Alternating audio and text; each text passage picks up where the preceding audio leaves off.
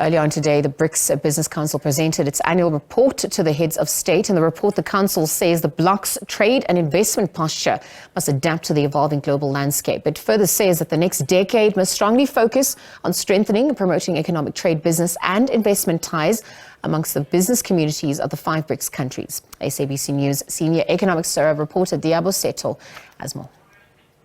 A very busy second day here at the 15th BRICS Summit currently taking place in Sandton. And one of the things that have been most anticipated from the BRICS Business Council front is certainly their annual report that was handed over to the heads of state and presented to them earlier today. We would like to know more of the contents of what this annual report, where the shortcomings are, where the challenges are, where the opportunities indeed are. And I have with me the chair of the BRICS Business Council, Ms. Busi Mabuza. She has been doing a marathon interviews about all the initiatives that they are doing as the Business Council. Thank you so much. How has BRICS been so far, the second day? You started way during the weekend. How has it been, Ms. Mabuza? I don't want to say it's been exhausting because then I'll start feeling tired. So let me say it's been absolutely exhilarating. The interest is absolutely amazing. And I sense some commitment from our BRIC partners and from the continent to now start moving to implementation. We've been talking, we've been building relationships. Yes, they have been showing in our trade statistics. Our intra-BRICS trade has grown at 7% per annum for the past 10 years. But we can move the needle much more significantly, and we are poised for that. The 7%, I think when you look at the time frame and the 7%, a little more can be done, particularly from the business front.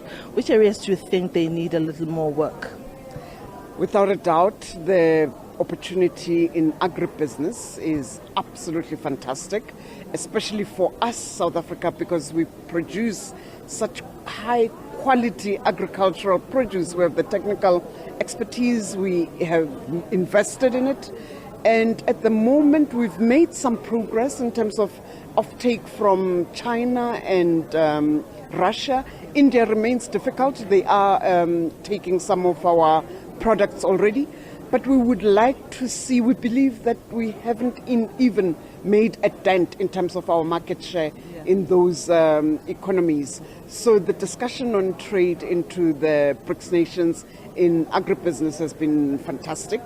Energy solutions inbound into the country and into the continent. We have nations that have the technologies, both renewable and the old technologies, but we want the investment here because this is where the supply deficit is being experienced and is hitting us. Yes. Let's go into your annual report, and if you could just summarize the most salient points that you have presented, particularly to the heads of state today, about what you've observed as business. And what particularly caught my attention in the summary scene is the game plan from 2023 to 2033 in the next 10 years. You seem to have quite a solid plan. Want to let our viewers in on it? So it's very, very exciting. We work through 9 working groups, of course. 7 of them are sector-facing. 2 of them cut across all the sectors. So the Skills Development Working Group looks at skills across the board.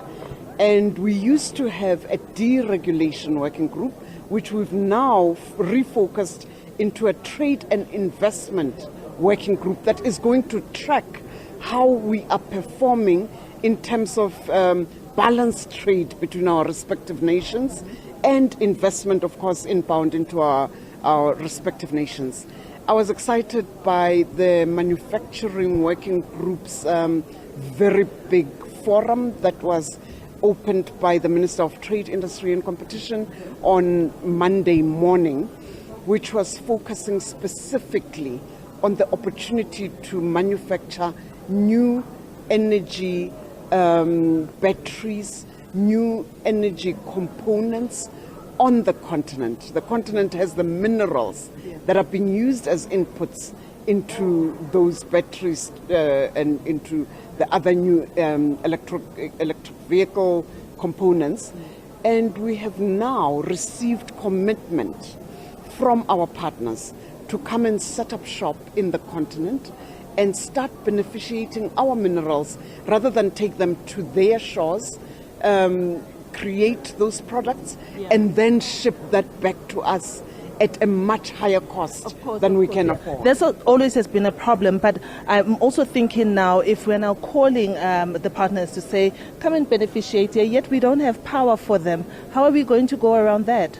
That's why energy was the top priority insofar as our government theme and government priorities were concerned.